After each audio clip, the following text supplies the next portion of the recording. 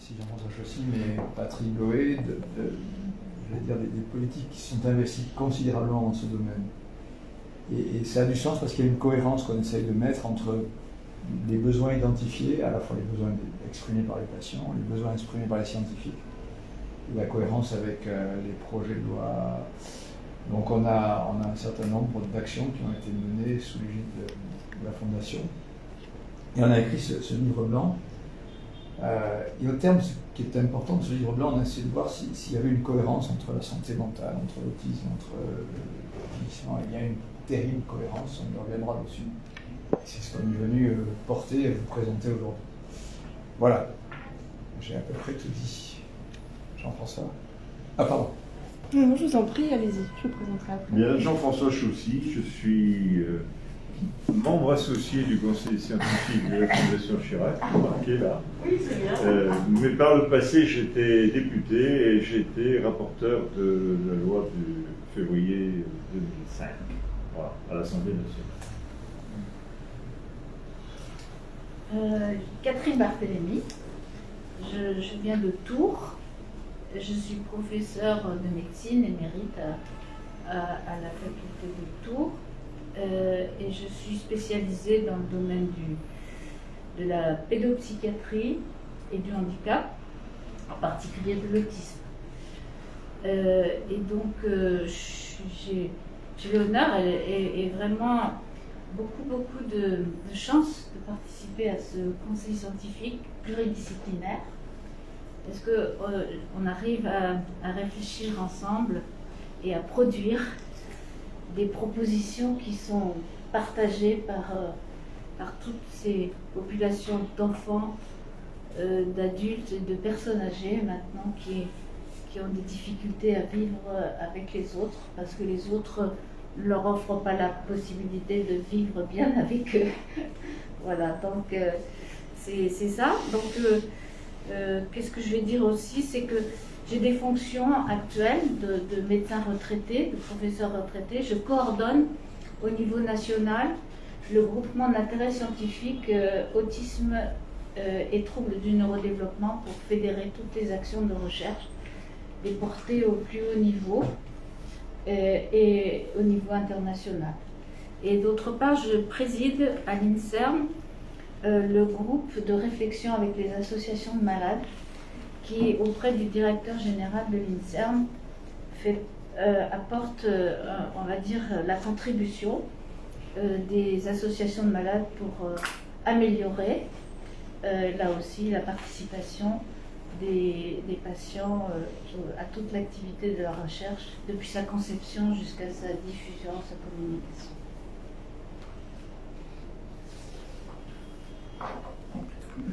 Alors, Frédéric Lachner, je suis sur l'émission La délégation au handicap au Conseil régional d'Île-de-France et je suis là parce que j'avais participé à un colloque il y a quelques années à l'Assemblée nationale et j'avais trouvé notre travail très intéressant.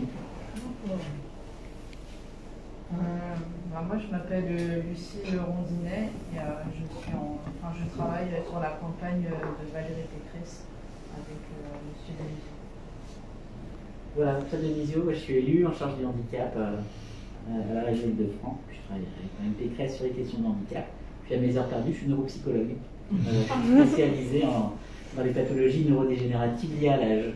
Voilà, donc avec un prisme particulier forcément sur le sujet qui nous occupe aujourd'hui, mais aussi la vision politique à la fois de la région et puis à l'échelle des autres collectivités, des communes, puisque je suis adjoint au maire à Boulogne-Billancourt sur ces questions également. D'accord. Très bien. Alors, je voulais un petit peu replacer dans le contexte d'origine de ce livre blanc, qui d'ailleurs n'est pas le premier. On en a présenté un en 2017, lors de la précédente campagne des présidentielles. On a une tradition dans notre fondation de vouloir être au carrefour entre, bien sûr, l'accompagnement des personnes, l'ouverture sur le scientifique, pouvoir bénéficié de tout ce que, de tous les résultats des recherches, des innovations, etc. Mais en lien toujours avec les politiques, parce qu'on se dit il faut que les politiques aussi entendent et mettent en œuvre des choses que nous suggérons, que nous proposons, ou que d'autres aussi bien sûr proposent.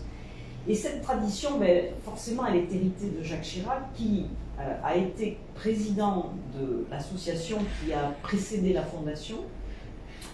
Cette association, elle a duré de 1970 à 1995, lorsqu'il a été élu président de la République. Pendant tout ce temps, il a été président actif de l'association. Et en même temps, il était soit Premier ministre, soit ministre divers, et il a été présent dans toutes les grandes lois que vous connaissez, 75, 87, 2002, 2005. Et c'est vrai qu'on avait la chance de profiter de cette sphère politique et doctrine nationale que l'on essayait bien sûr d'appliquer dans nos centres, établissements et services au service des personnes handicapées mentales, avec troubles associés, handicap psychique, hein, c'est notre entre guillemets spécialité. Et nous avons donc des services qui vont, les plus jeunes personnes accompagnées ont 18 mois, 2 ans, jusqu'aux personnes vieillissantes qui sont dans des petites résidences spécialisées pour les personnes handicapées vieillissantes.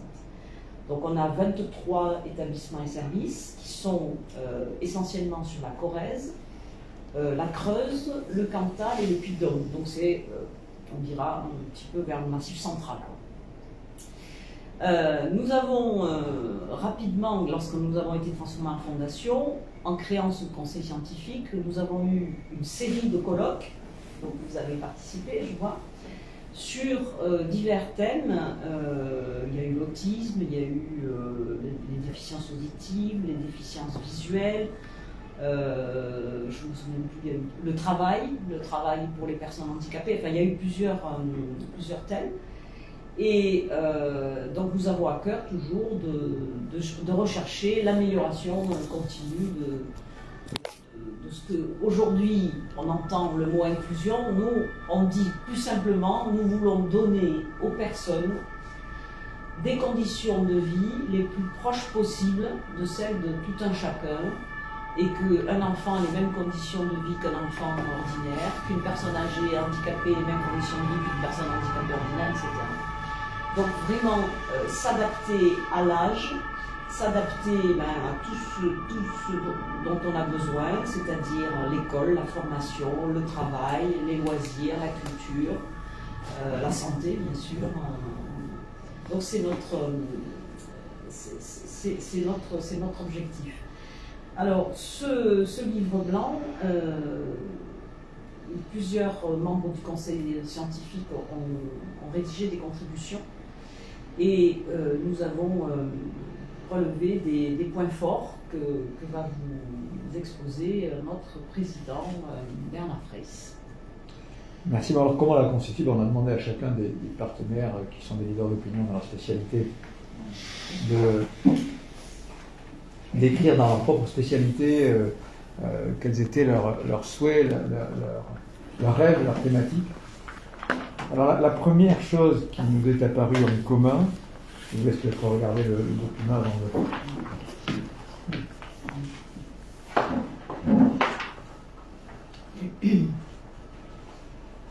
Donc vous avez les contributeurs et voilà, vous avez aussi chacun. bien les contributeurs. Mais par contre, on a fait peut-être une synthèse que je pourrais vous expliciter un peu plus sommairement.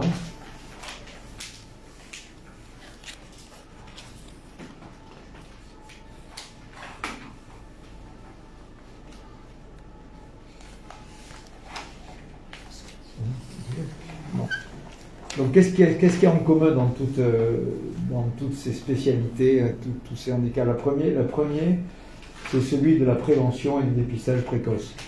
Alors ça touche Pour quelle raison finalement faire un dépistage et une prise en charge précoce? Parce que la prise en charge et la réhabilitation sera d'autant plus facile que la durée du handicap aura été le plus court possible. C'est là par exemple où le troisième âge nous rejoint, en ce sens que le projet ICOS, que vous connaissez probablement, qui est un projet porté par l'OMS sur celui du dépistage de la fragilité, on le retrouve aussi bien dans l'autisme que dans la surdité. Il faut dire que la Fondation a porté, grâce à ses actions, le dépistage systématique des troubles de l'audition dans les maternités, qui est maintenant généralisé à tout un chacun en France. Donc on a insisté sur ce concept de politique de prévention, de dépistage, pour avoir une action la plus précoce possible. Le deuxième point qui nous est apparu en commun, c'est celui d'essayer de simplifier les filières de soins et les filières de prise en charge. Et quel est le moyen dont on peut disposer pour améliorer ces filières? Alors c'est sûrement pas le numérique, c'est sûrement pas que le numérique. Bien sûr, on a mis le numérique en avant, mais une filière qui se déshumanise, dans laquelle on donne toute la place au numérique, sera forcément un échec. Donc il faut garder le caractère pluriprofessionnel de ces prises en charge, décloisonner en grande partie les segmentations qu'il peut y avoir entre ces professions, et ajouter à un moment donné pour fluidifier le numérique. Mais on ne peut pas déstructurer des parcours existants sans faire appel aux ressources humaines. Il ne faut pas penser que le numérique va changer les ressources humaines. Il va fluidifier, il va améliorer. Et donc la réflexion que l'on doit avoir, c'est comment on intègre le numérique dans ces filières et dans l'humanisation. Et la réponse au désert en disant c'est le numérique qui va le résoudre, ce ne sera pas comme ça qu'on va faire. Il faut d'abord voir quelles sont les ressources humaines disponibles et comment le numérique peut supplanter quelques difficultés. Et forcément, cette réflexion nécessite une formation professionnelle adaptée et elle est forcément territoriale.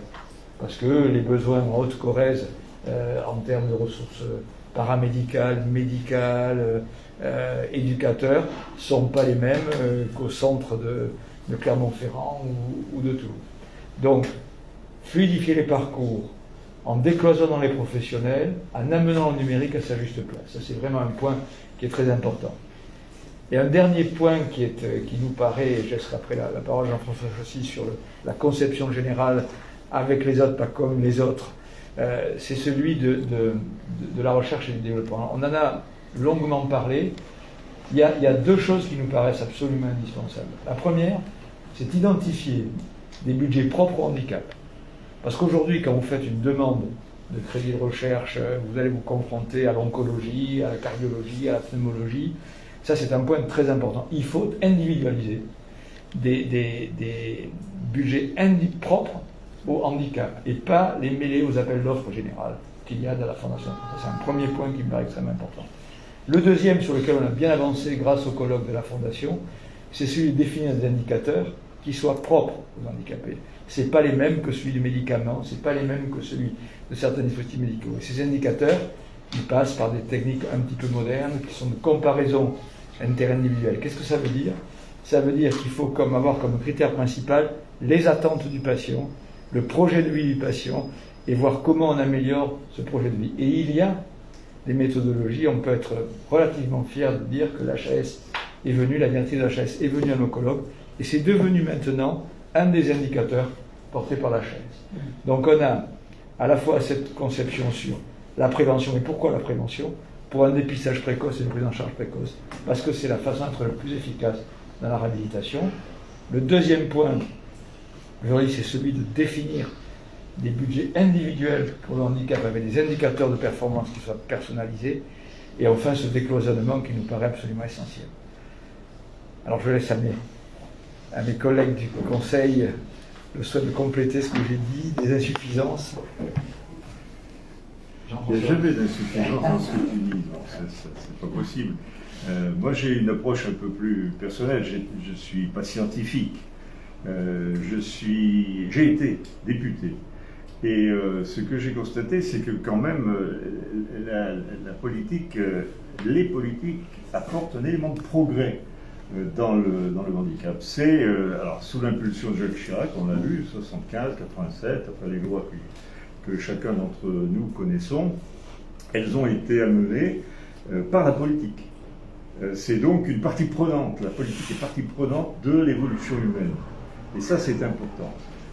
C'est important parce qu'en plus, on doit échapper, et ça a été pour moi un effort assez conséquent, on doit échapper à la compassion émotionnelle. Quand je suis rentré dans le monde du handicap, je suis rentré avec la lorgnette de l'émotion, de la compassion. Alors c'est pas du tout ça. Ce qu'il faut vis-à-vis de la personne handicapée ou du handicap en général, c'est de la considération. Et la loi de 2005, elle apporte ces éléments de considération.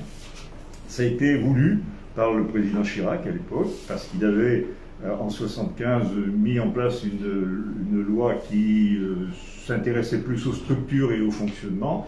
Et on est arrivé en 2005 sur l'aspect plus humain de la loi qui permettait à la personne handicapée d'être avec les autres. Pas comme les autres, je le dis souvent, mais au milieu des autres, avec les autres. Sans que pour autant on puisse faire valoir la différence, mais qu'on recherche bien les potentialités de la personne. C'est à travers la loi ce qu'on retrouve. On a mis toute une batterie d'articles qui mettent en place la position humaine, la personnalité humaine, la potentialité de la personne. Alors ça s'encadre par des artifices législatifs. Pour arriver à ça, il a fallu mettre en place la compensation des conditions du handicap. C'était un des éléments forts de cette loi. Mais tout ça, c'est articulé par le fait qu'on s'intéresse plus à l'individu et à ce qu'il est, à son devenir, à sa citoyenneté. C'est une loi qui porte un titre quand même assez curieux. C'est la loi sur l'égalité des chances, la participation et la citoyenneté des personnes handicapées. L'égalité des chances. Jamais j'aurais pensé qu'on puisse intituler une loi de cette manière-là. Et ce titre, il a été inspiré très largement par les associations, par ceux-là même qui allaient utiliser la loi. C'est les associations qui ont voulu ce titre. Je ne l'ai pas inventé, moi, ce titre-là. Il m'a été vraiment mis sous les yeux, et l'égalité des chances, ça m'a toujours un peu surpris. Mais il y avait une recherche. Il fallait que la personne handicapée soit au même niveau que les autres. Et dans le titre même, on a concentré toutes ces définitions-là et tous les efforts qu'il fallait pour y parvenir. L'égalité des chances, citoyenneté, participation. La participation, c'est l'implication de la personne handicapée dans la société. C'est son implication directe à l'économie de notre société. Le handicap, je l'ai appris à travers le travail de la Fondation. Le handicap, ça peut s'assimiler, alors je sais que c'est choquant quand je le prononce de cette manière-là, mais ça peut s'assimiler à une économie de notre système de vie. Le handicap apporte de l'économie, par de l'emploi, par de la création d'établissements, par de la recherche. Et c'est ça qui, à travers la Fondation, m'intéresse beaucoup. C'est cette recherche qui amènera les éléments de confort à la personne handicapée. Cette recherche-là, c'est aussi une économie. Ça fait travailler une foule de personnes qui s'investissent dans cette mission-là.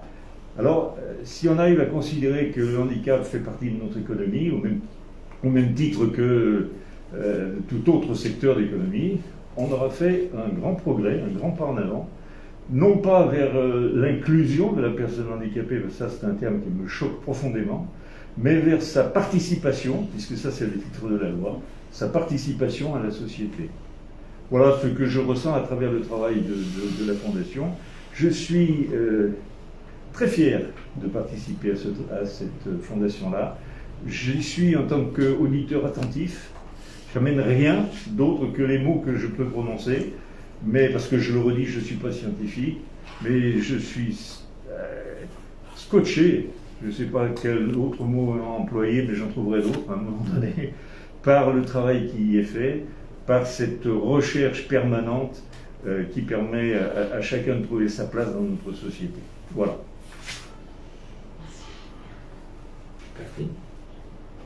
Difficile, hein, de Oui, c'est ça que j'ai parlé avant. Alors, moi, vraiment, là aussi, j'ai une lourde responsabilité parce que je suis scientifique et donc je ne suis pas politique, mais du coup, ça fait partie de ma vie. Donc, et le jour où on m'a invitée dans ce conseil, j'ai été très, très intéressée parce que ça correspondait exactement aux engagements qui faisaient partie de ma pratique de médecin, de responsable de service dans un hôpital, de professeur, d'enseignant et puis bien entendu de chercheur. Alors donc je pense que de mon point de vue, ce qui est très intéressant, c'est que les scientifiques réfléchissent ensemble et partagent, que ce soit le handicap sensoriel, le handicap moteur, le handicap psychique, les troubles du neurodéveloppement, partagent vraiment des observations et font des propositions pour la mise en œuvre de changements pour faciliter précisément la vie des personnes qui handicapées, mais surtout qu'elles soient actrices de leur vie. C'est-à-dire qu'il y a non seulement la participation, mais l'action au cœur. Et donc, pour ce qui concerne les troubles du neurodéveloppement qui altèrent les fonctionnements de très jeunes personnes depuis le début de leur vie, pour certaines, et c'est le cas de l'autisme, je reprendrai les points qui sont des points saillants de nos travaux et qui sont inscrits dans ce rapport. Le dépistage et la prévention, la simplification des parcours, la fluidifier le parcours et puis la recherche.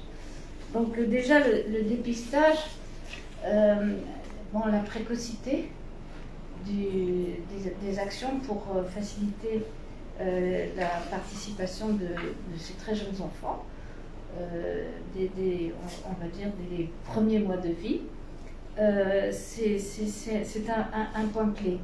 Et ce dépistage, il repose sur, on va dire, la prise en considération de ce que disent les parents. Voilà, on a basculé dans une médecine qui était celle de la détection d'un trouble à partir de critères. Et là, la parole est donnée aux parents.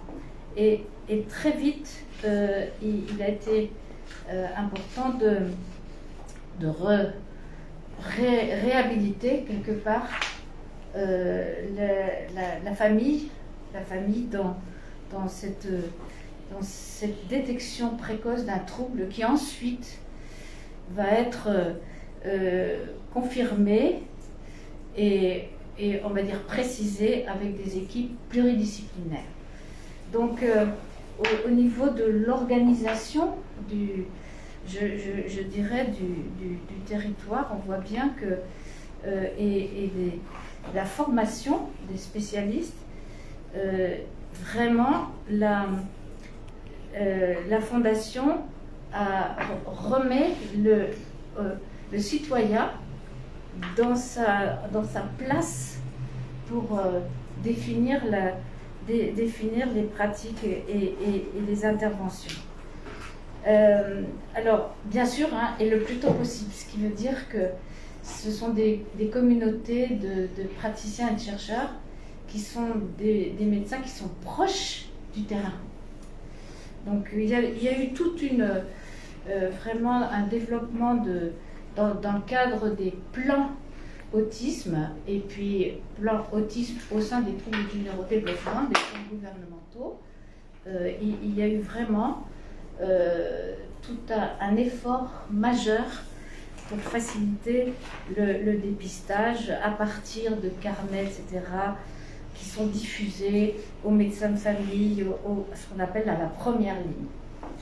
Et puis ensuite, un enchaînement, et c'est là que je pense aussi que c'est très important que les messages arrivent jusqu'à vous, c'est-à-dire c'est que le parcours, les différents éléments du parcours, au cours de ces derniers mandats, et de ces derniers plans, les différents éléments se sont vraiment renforcés. Par exemple, des consultations spécialisées pluridisciplinaires pour de très jeunes enfants. Ensuite, l'intégration possible et l'aide à l'intégration de ces enfants dans les crèches, dans les dispositifs du territoire pour aider l'enfant à développer des capacités de communication, le langage et à se porter mieux et à être plus efficace dans sa vie. Mais les différents éléments sont relativement mal connectés et on s'aperçoit en analyse actuelle de la situation qu'il y a encore de l'errance. Il y a on va dire, à certaines familles, l'accessibilité au meilleur demande à être vraiment facilitée par de la communication, par des soutiens de la famille pour aller à la consultation spécialisée. Et ensuite, une fois que la consultation spécialisée a décrit le trouble de l'enfant, eh bien, il va falloir déployer des interventions pour aider l'enfant à mieux fonctionner et sa famille à mieux comprendre ce dont il a besoin sans s'épuiser. Et donc, tous ces relais entre les différents éléments sont à fluidifier, vraiment. Ce qu'on a pu connaître tous autour de la table du conseil scientifique s'applique vraiment à ces très jeunes enfants. Ce qui représente, comme vous le savez, 700 000 personnes en France et on va dire 70 000 jeunes enfants qui sont concernés. Et puis la recherche et le développement, alors là aussi c'est pareil, je crois que ce qui nous a... les messages qui sont portés, c'est que la recherche, elle doit s'appuyer d'abord sur les besoins concrets des personnes qui sont concernées par le handicap.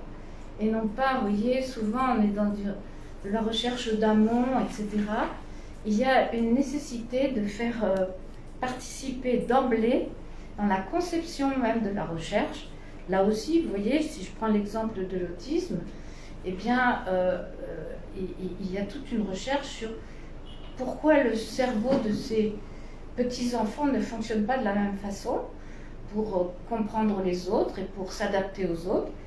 Eh bien, cette recherche, elle mobilise des généticiens, des biologistes qui connaissent très très bien les connexions entre les différentes cellules du cerveau, mais aussi toutes les recherches qui sont faites sur l'apprentissage de ces enfants, comment s'organiser pour mieux leur apprendre à parler, à écrire, etc. Et donc, ces recherches de développement, elles doivent être, vous voyez, éclairées par ce que pensent et ce que demandent comme aide les personnes elles-mêmes et leurs familles. Donc, cette recherche participative, vous voyez, elle est vraiment au cœur des progrès. Et au cœur des progrès pour concevoir les projets, pour les mettre en œuvre et garantir la participation des personnes concernées, de leur famille à la recherche. Vous voyez, la prise de sang, l'examen psychologique, le fait que on photographie, on filme ces personnes, etc. Tout ça, ça doit être vraiment... Et puis aussi, la lecture des résultats de la recherche et la diffusion des résultats. Vous voyez, tout le monde doit être, je veux dire, autour de la table comme nous sommes aujourd'hui. C'est-à-dire que il y a, pour la recherche, il n'y a pas de hiérarchie. C'est vraiment une recherche ensemble. Voilà ce que je voulais dire. Donc, ce qui s'applique à l'autisme est remarquablement représenté dans tous les chapitres du... Je sais mieux parler d'autisme que des autres handicaps. mais vraiment, il y a une cohérence et une volonté, vous voyez, un conseil scientifique, on imagine toujours des gens un petit peu froids et des gens qui réfléchissent plutôt que de faire. Et autour de la table du conseil scientifique, nous sommes des gens en action, vous voyez, très simple et je dirais très soucieux de l'humanité de ce qu'on va produire. Est-ce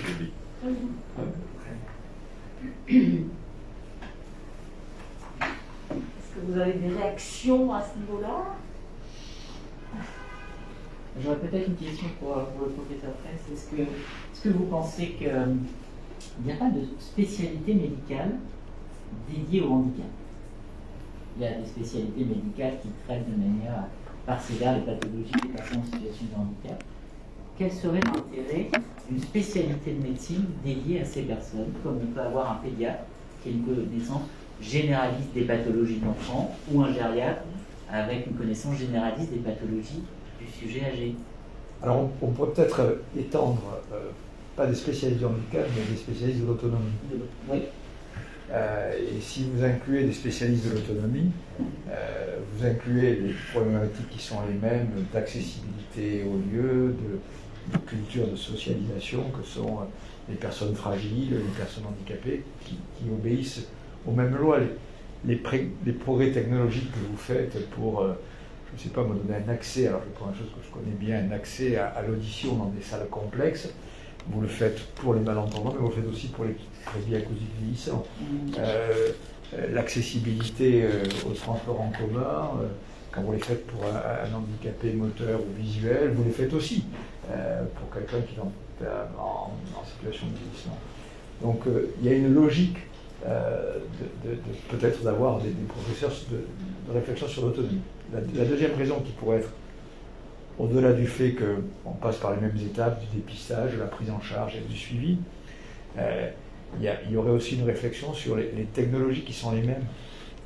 Quand vous structurez aujourd'hui avec des logiciels en santé un parcours de soins d'un diabétique, pour savoir si vis-à-vis de la plateforme, il a sa glycémie qui est montée par rapport à sa alimentation, avec un lien direct sur la plateforme des diabétologues qui regardent vous pouvez avoir la même bulle de bienveillance pour un enfant autiste, pour savoir si il a dans sa réhabilitation utilisé les recommandations qui ont été faites.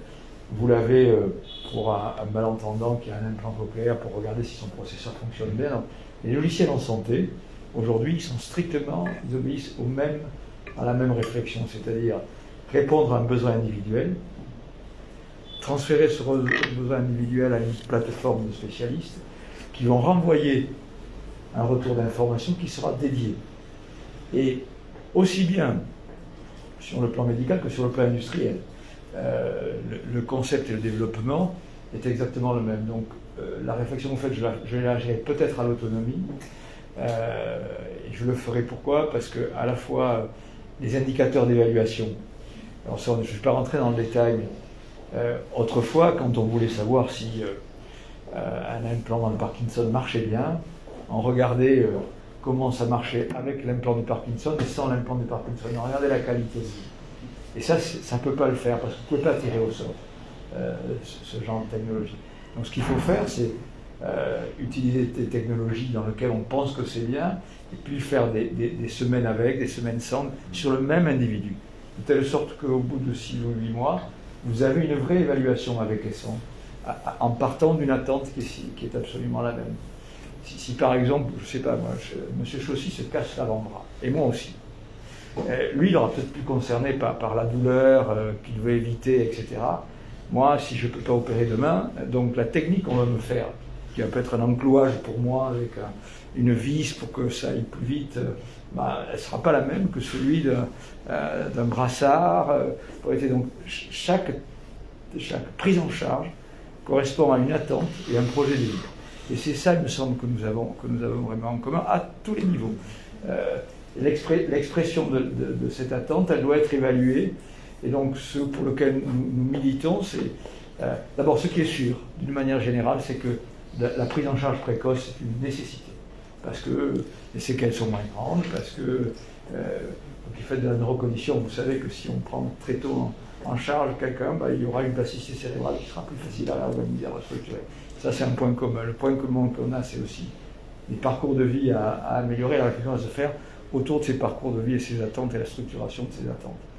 Donc oui, peut-être pour une discipline de l'autonomie, mais quand même avoir la confrontation des difficultés de diagnostic d'un génotisme à 1 mois ou 2 mois, elle pose des problématiques qui ne sont pas loin des miennes quand je veux dépister un enfant sourd à 2 jours, mais aussi je m'enrichis de leur approche. Donc, ce caractère multidisciplinaire se partage avec les politiques. Je pense que ce qu'a dit Jean-François Saucier est fondamental, c'est qu'à un moment donné, nous on ne peut rien.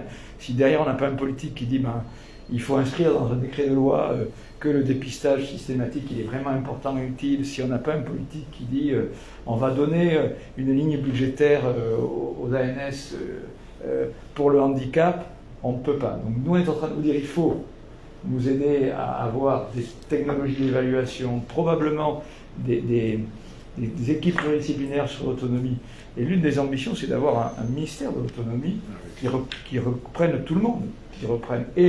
Ça, c'est une ambition qui peut être une ambition politique forte. Dire, on crée un ministère de l'autonomie. À partir de là, les choses ruisselleront. Et je crois beaucoup à l'expérimentation décentralisée, territorialisée.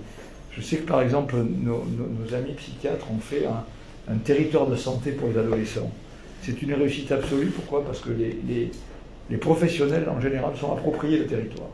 Et ils ont dit, dans la Haute-Creuse, je n'ai pas les mêmes besoins en psychologue qu'à Neuilly-Centre.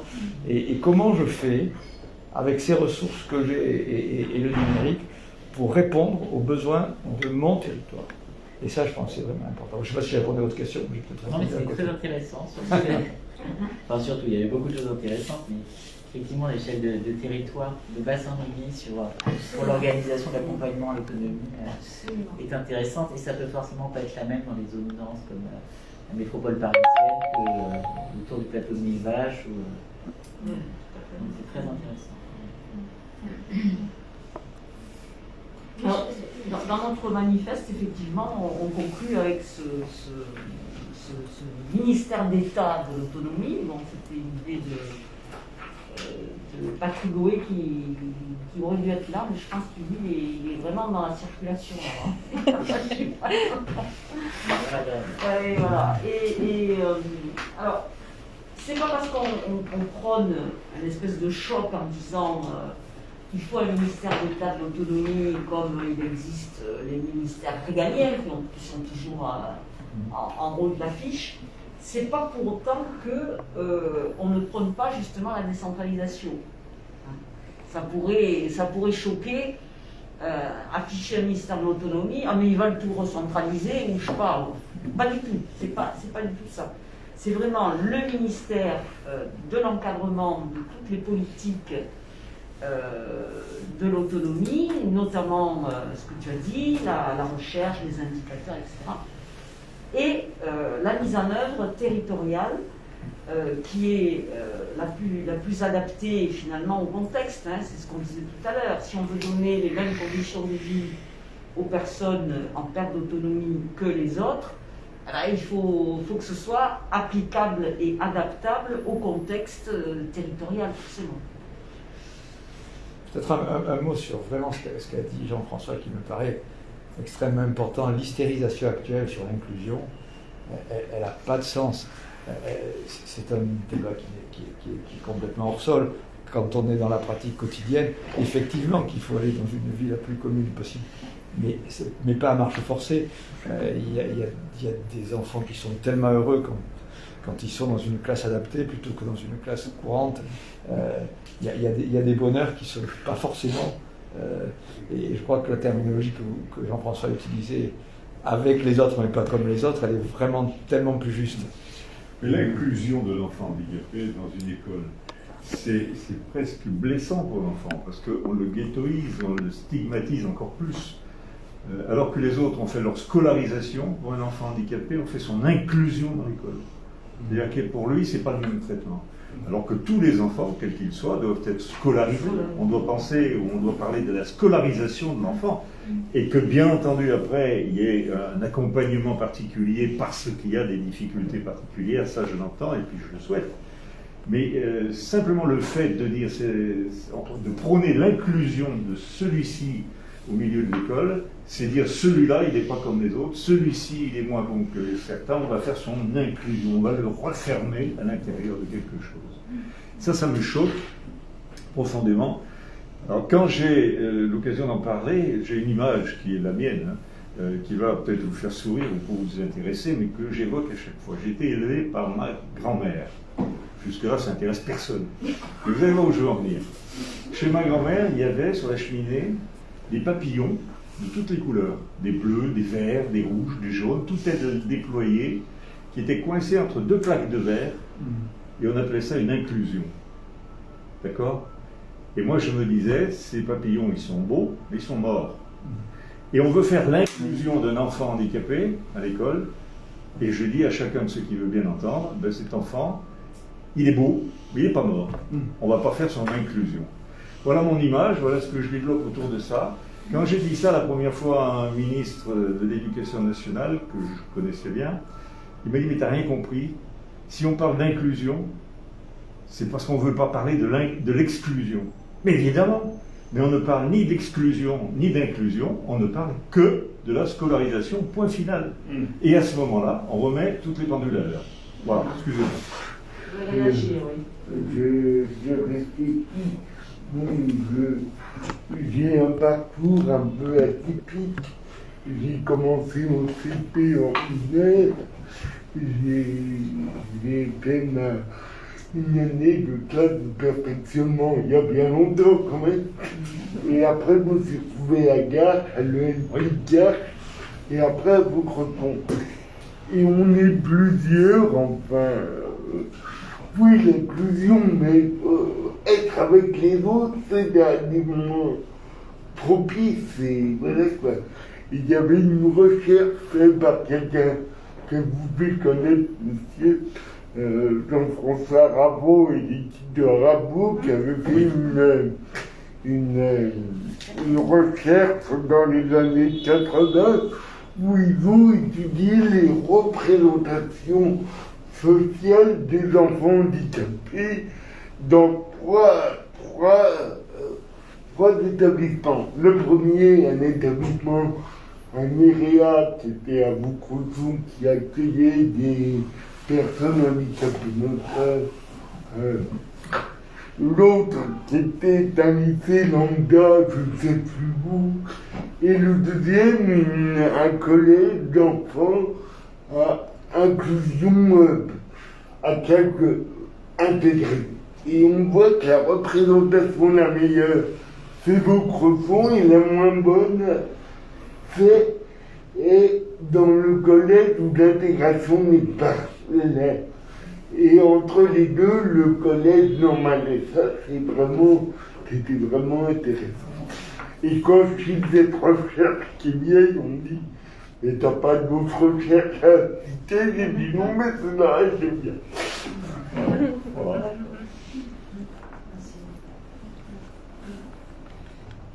Il y a d'autres recherches dans ce domaine-là que nous avait montré Agathe Krasny. Il y a d'autres recherches dans ce domaine où ils regardent chez des enfants, ils mesurent le bonheur en fonction de leur classe, ils mesurent le bonheur sur leur juste capacité à ouvrir les yeux plus ou moins grands parce qu'ils n'ont pas d'autre façon de s'exprimer. Et ils les ont mis respectivement une fois dans une classe intégrée, une autre fois dans une classe adaptée. Ils ont mesuré la différence de bonheur, c'est ce qu'elle nous a présenté individuellement, et c'est une réponse qui va dans le même sens.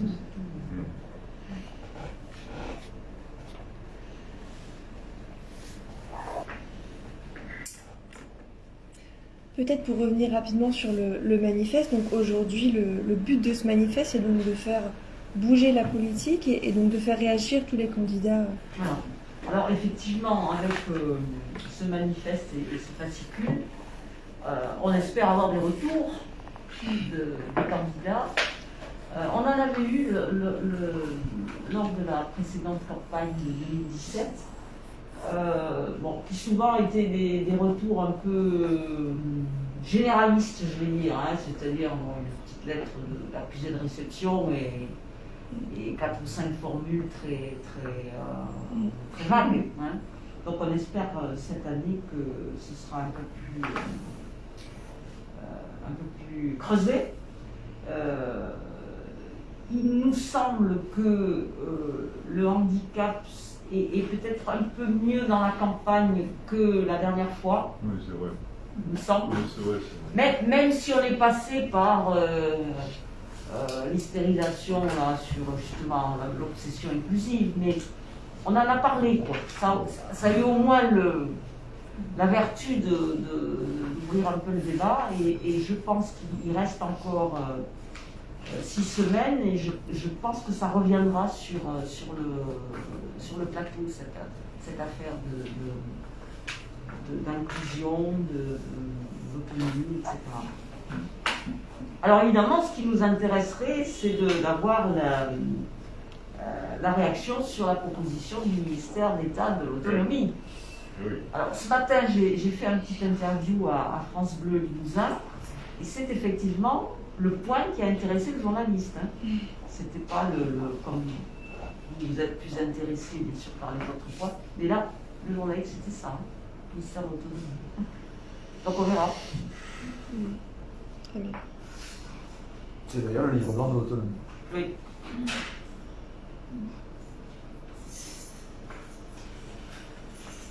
Si je peux me permettre, moi, je reviens sur l'histoire des échelles du territoire. À quel niveau? Je pense que la proximité, le fait que les dispositifs soient intégrés à la ville, à la communauté dans laquelle évoluent les personnes concernées. Et puis aussi le fait de se sentir bien quelque part, quoi, d'être accueilli, vous voyez, parce qu'il y a toujours une sorte de barrière. Il faut faire vraiment un effort. Si je prends l'exemple de la maman dont le médecin dit de son enfant qu'il a un problème et qu'il faut aller voir un spécialiste, vous voyez, c'est ce parcours-là, cette espèce de première démarche, elle est terrible, elle n'est pas si simple que ça. Et il y a de très très bonnes équipes qui sont un peu comme ça à l'échelle de la région. Vous voyez, il faut prendre le bus, le train, le machin, et puis on arrive là-bas, finalement on est anonyme, alors que, vous voyez, il y a une sorte de confort psychologique et d'accompagnement dès le départ, parce qu'on parle de dépistage, mais c'est cette première. Alors, l'idée de la maison, parce qu'on a fait référence à cette structuration territoriale pour les ados, parce que les ados, c'était la même chose. Hein. On ne peut pas emmener un ado comme ça en bagnole et voir un spécialiste parce qu'il a des troubles de comportement, tout ça, quoi, qui m'inquiète. Et donc, l'histoire de la maison des adolescents, c'est cette idée-là, quoi. Et voilà, le mot maison, il a quelque chose aussi de très humain, c'est-à-dire que c'est presque un petit peu la famille, quoi. Mais vous voyez, dans cette... je veux dire, bien sûr, la science, la médecine, etc., mais dans ce qu'on appellera dans une relation très hippocratique, hein, vraiment, on doit installer celui qui souffre ou celui qui ne peut pas faire comme les autres dans un confort, parce que sinon, après déjà, c'est un peu raté. Vous voyez, donc, j'ai eu l'occasion d'en parler récemment, parce que je suis membre de l'Académie de médecine, et l'Académie a ouvert une réflexion là-dessus, sur l'enfant, sur le handicap de l'enfant. Et une des premières idées qui est sortie de nos auditions, c'est ça. C'est-à-dire qu'en fait, il y a l'échelle du territoire sur laquelle on va offrir ces services. est très importante.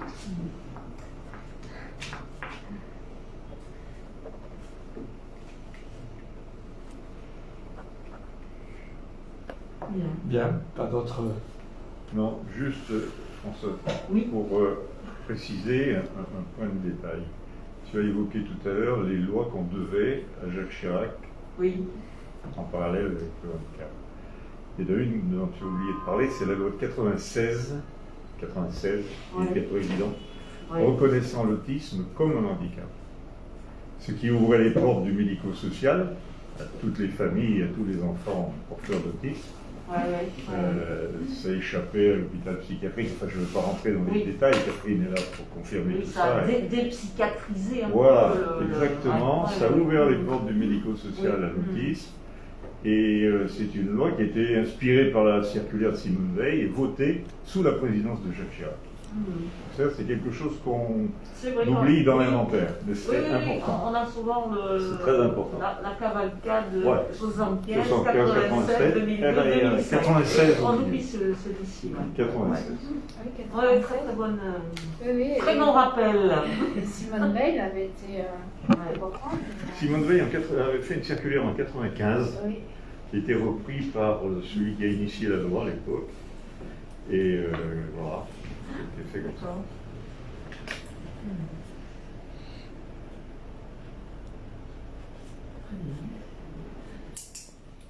Président. Non, je crois que vous avez eu un exposé de diversité.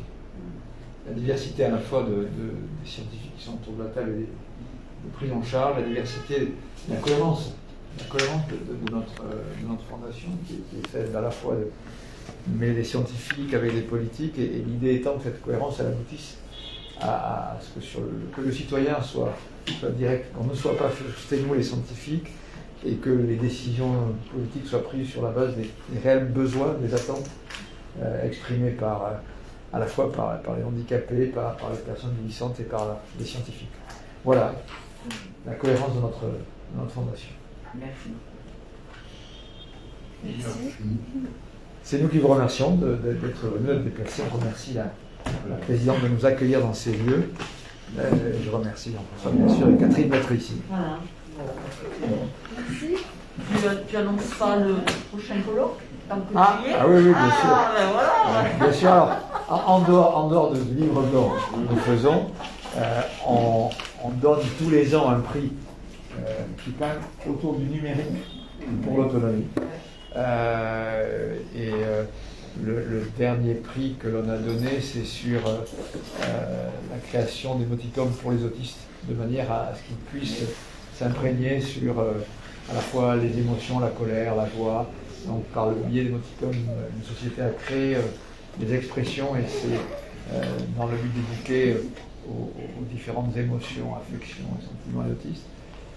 Et on fait un colloque tous les 2 ans. Le précédent, c'était sur le numérique en santé, le numérique au service de l'autonomie. Et le prochain, c'est sport et autonomie, à la veille des Jeux Olympiques. Très intéressant. En 1923. Sport et autonomie. Sport santé, sport amateur. Sport santé, sport adapté. Sport santé, sport adapté. Donc on est à la fois preneur d'idées, preneur de participants, et on sera très ouvert aux propositions éventuelles de collaboration qu'on peut nous faire sur ce sujet-là. Vous pourriez venir à une table ronde. Avec plaisir.